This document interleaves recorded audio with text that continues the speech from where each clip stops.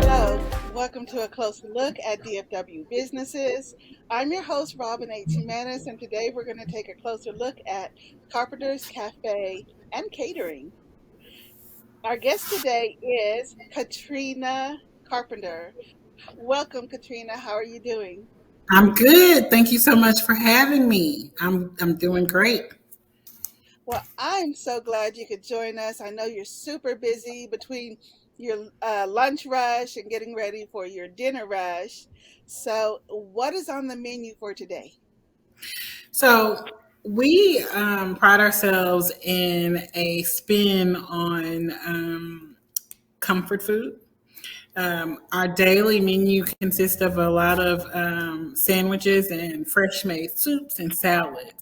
And then we also specialize in loaded fries. So we won Best Fries in Fort Worth 2021, and we're hoping to spin that off again in in uh, in 2022. But yeah, you can find a plethora of savories and sweets, but we specialize in different sandwiches, salads, and soups. That sounds good. I mean, I'm good on soup any day of the year. Me too. So, I can do it year round. Year round. yes, yes.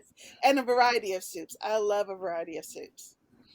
Um, so you actually were working for a school district before you opened your own restaurant? I did. I worked for Fort Worth ISD for 9 years before I left the district in 2019, and my husband and I opened a small trailer not far from our brick and mortar. Now, about 5 blocks up, we opened a small Airstream where we didn't sell a full menu out of the Airstream, but we did loaded brisket fries on Fridays, and then our our menu was built around our smoked chicken salad. So we Oh, sold smoked chicken salad a number of ways. You could get it in a wrap, you could get it on a bed of greens, or you could get it in a sandwich lunchbox. My goal back then was to stay in the trailer for like 2 years. Like I'll be here 2 years. We'll build up a following.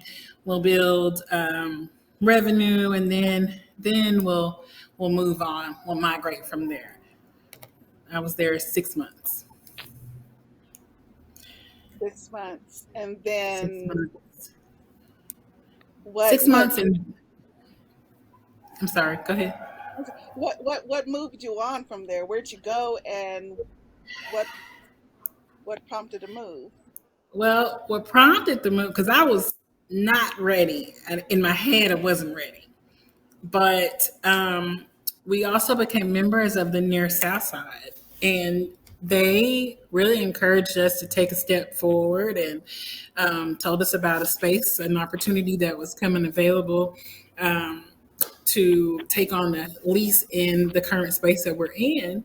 And so we it was a faith move for us. We did it without taking out any capital at the time, and slowly started renovating this space and added to our menu and hosted us a small soft opening February 16th of 2020.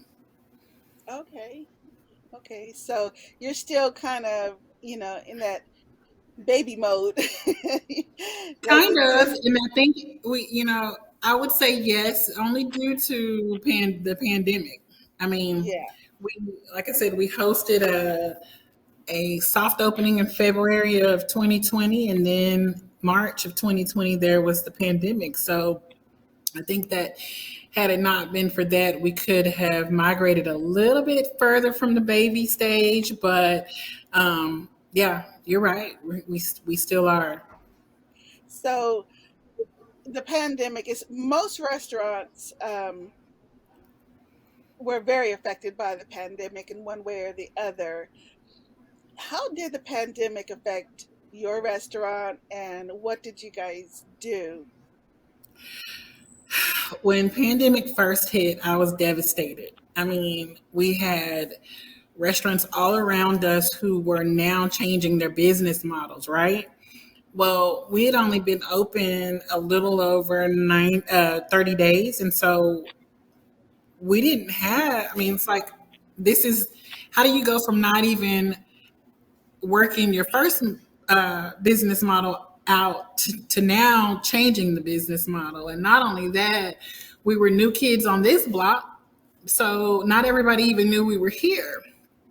So um, to say that we were devastated is really an understatement. But I'll tell you this community that we're in really pulled together and helped the smalls.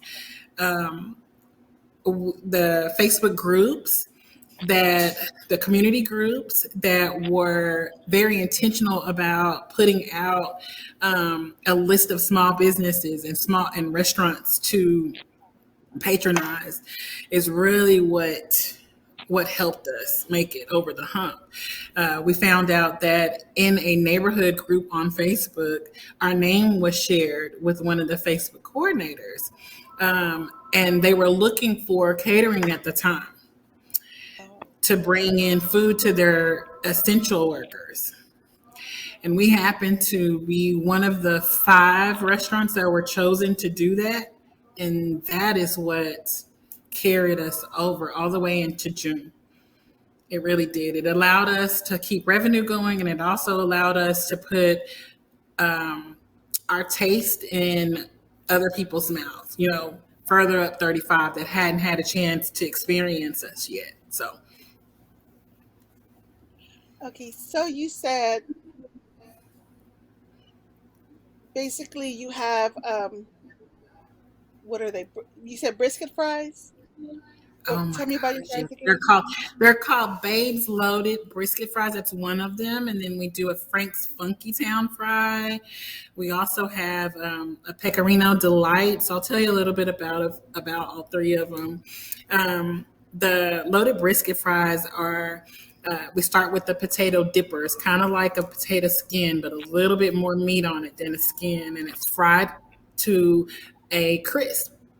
It's loaded with a beer battered queso, smoked brisket chunks, shredded cheese, chives, bacon, and then a sriracha sour cream. And then we have a Frank's Funky Town fries it's served on potato wedges. Same beer battered queso, mixed shredded cheeses, bacon bits, scallions, and sour cream. And then we have a pecorino delight. So it's a crispy colossal fry and with freshly grated pecorino cheese. It has black truffle salt, a little bit of truffle oil, and green onions. And that's a fan favorite. So I was gonna say I think that would be my son's favorite. yeah, that that's sounds a like that fan. sounds like his That's a speed. fan favorite. And so you can get that just the way I explained it, or you can also add crispy prosciutto to the top. So for those that are not afraid of a little pork, then man, that's the way to go. So which of those are your favorite?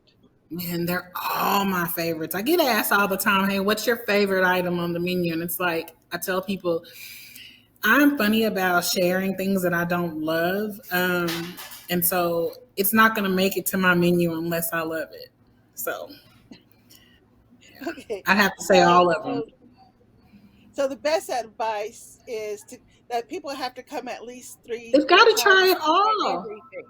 They have to Yes. try it Try it all. all. They have to try it all. I mean, it's hard not to get stuck on one thing, but they've got to try it all. I had a friend come in just not too long ago, maybe a couple of days ago, and I put the crispy green beans uh, in front of her and her guests, and she was like, "Oh my God, Katrina, these are so good!" And I said, "Yeah, they've been on the menu forever."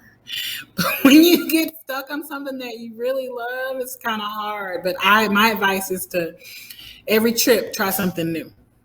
Yes. So And I was also told that you have two locations now.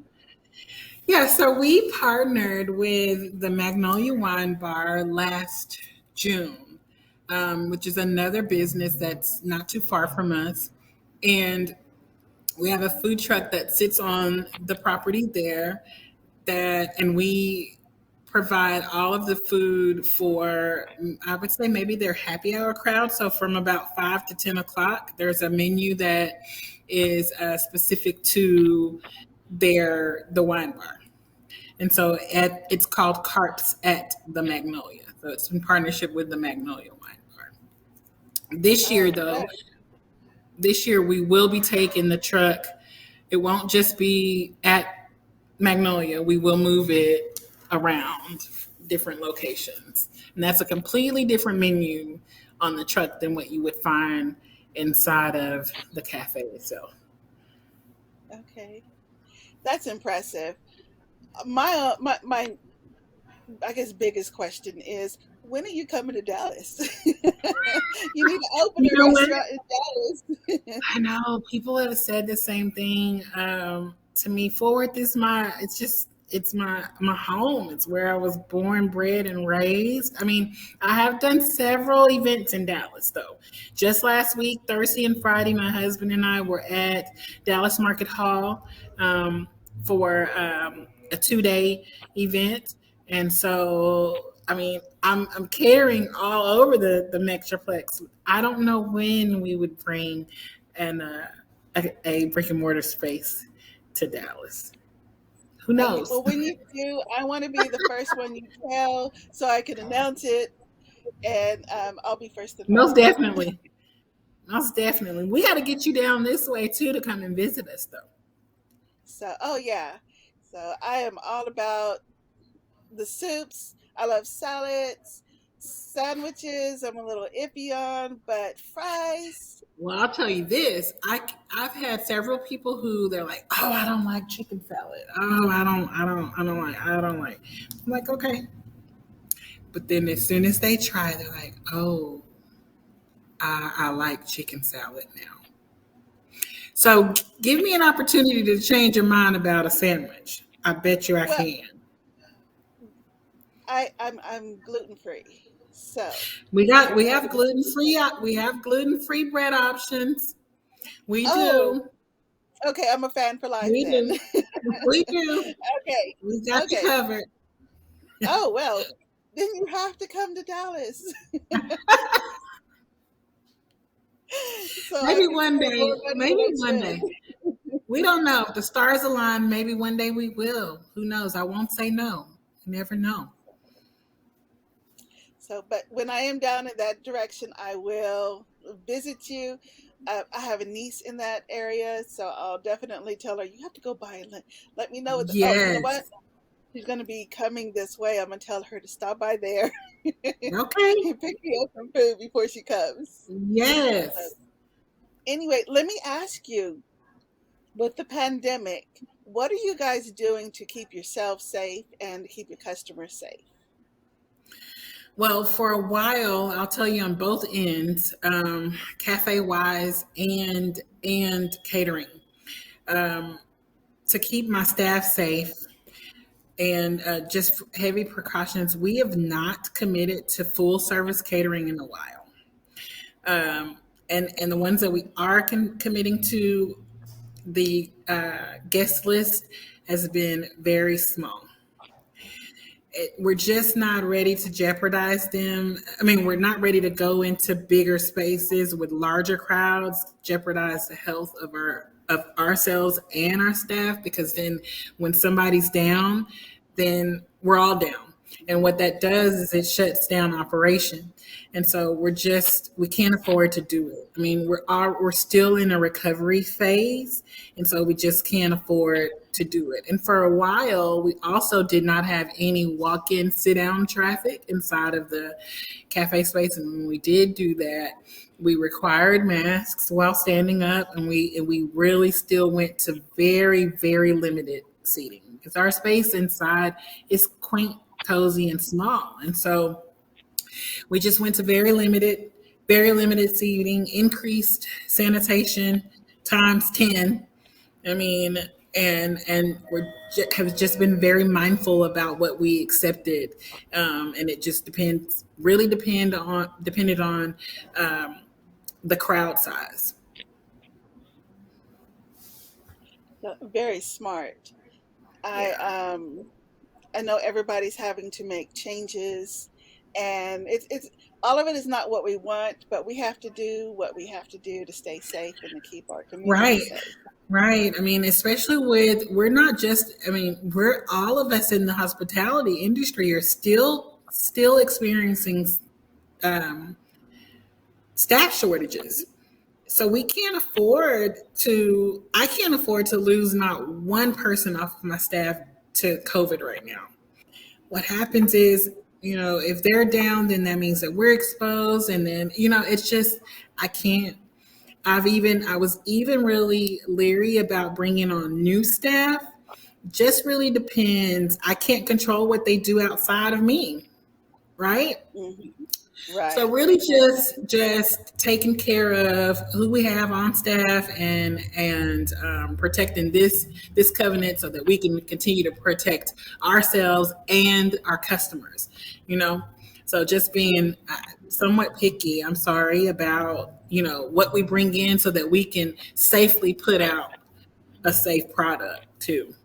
Yes.